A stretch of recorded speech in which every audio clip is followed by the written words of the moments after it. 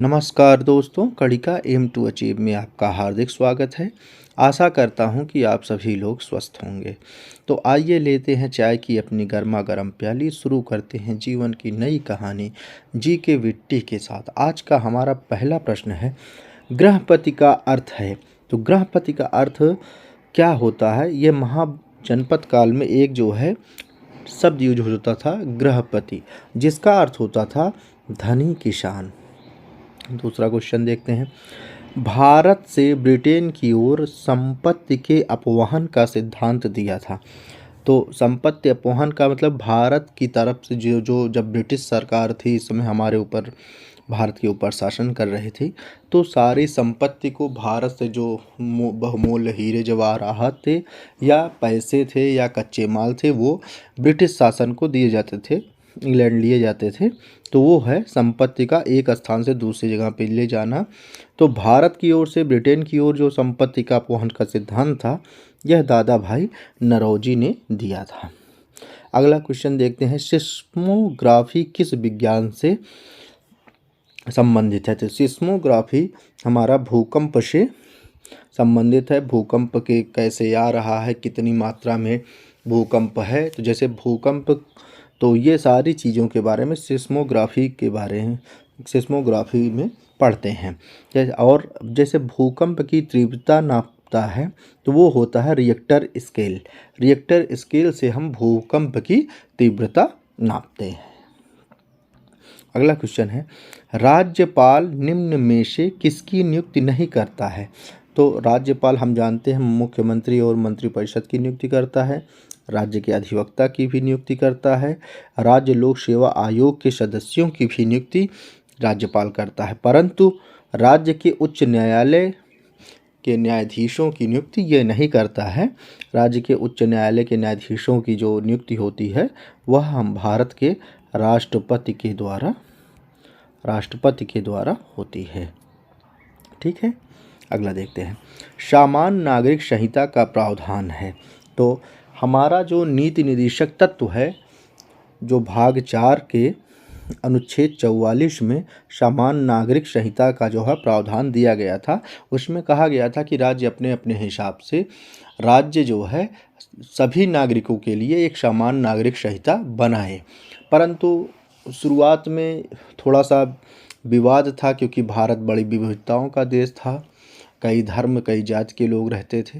तो ये कहा गया कि अभी थोड़ा सा छूट दिया जाए, फिर धीरे धीरे सामान्य नागरिक संहिता बनाई जाए। तो अभी एक क्वेश्चन हम आपसे पूछना चाहते हैं कि अभी कौन सा राज्य है जो हाल में ही अपने राज्य में सामान्य नागरिक संहिता जो है गठित किया है, समिति बनाई है कि हमारे राज्य में सामान्य नागरिक संहिता होगी। ये जो है क्वेश्चन का आंसर आप कमेंट बॉक्स में ज़रूर दीजिएगा। तो लेकिन यहाँ जान लीजिए, सामान्य नागरिक संहिता का प्रावधान हमारा अनुच्छेद 44 और भाग जो है हमारा 4 होगा, उसमें दिया गया है।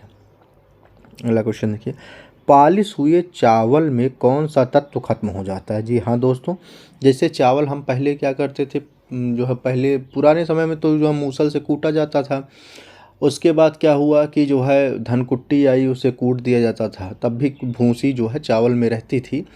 लेकिन अब जो नई मशीनें आई हैं, वो चावल को बिल्कुल चमकदार और पॉलिश कर देती हैं। तो उससे क्या होता है कि चावल में जो विटामिन बी होता है, वह हमारा नष्ट हो जाता है, वह ख़त्म हो जाता है। तो यहाँ पे ये तत्व नहीं रह जाता है, उस चावल में विटामिन बी की कमी हो जाती है। ठीक है, अगला क्वेश्चन देखते हैं, उत्तर प्रदेश का राजकीय पुष्प क्या है? तो उत्तर प्रदेश का राजकीय पुष्प हमारा पलाश है। ग्रीन हाउस गैस नहीं है।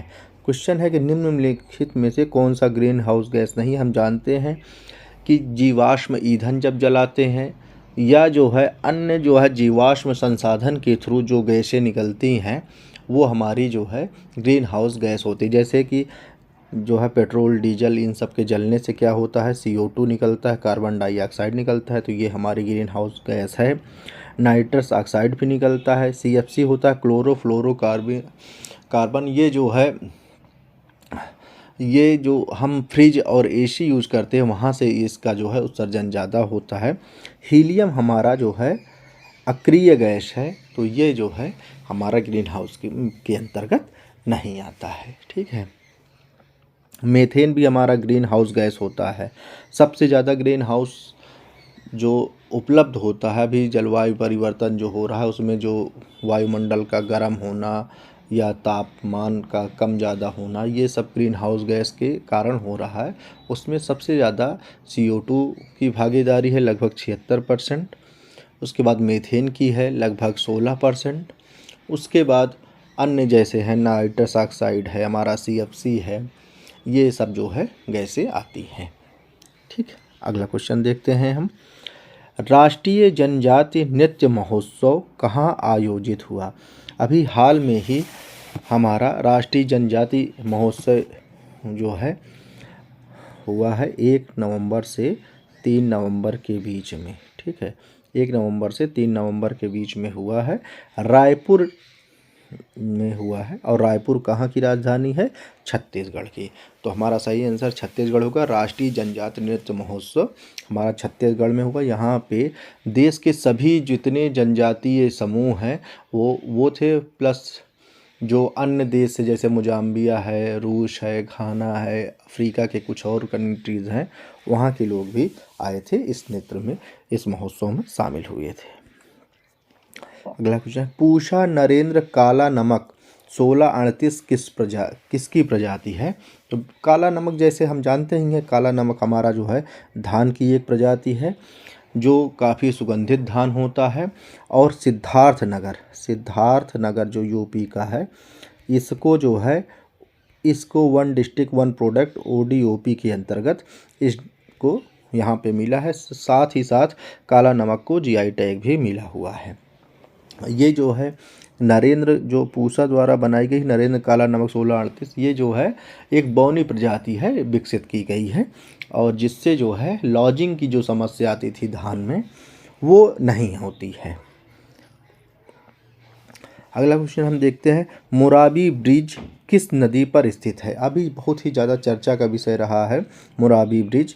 उसका कारण यह है कि यह जो है पुल गिरने से लगभग 150 के करीब लोग मारे गए।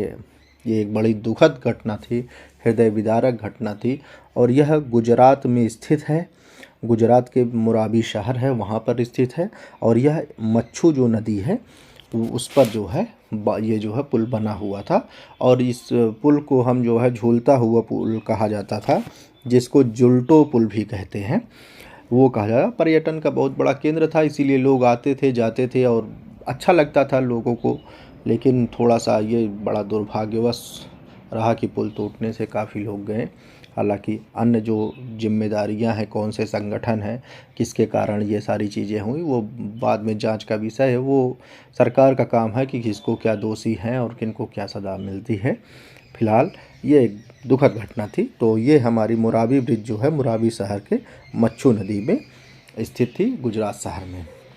तो आज का यह जो क्लास है कंप्लीट होता है।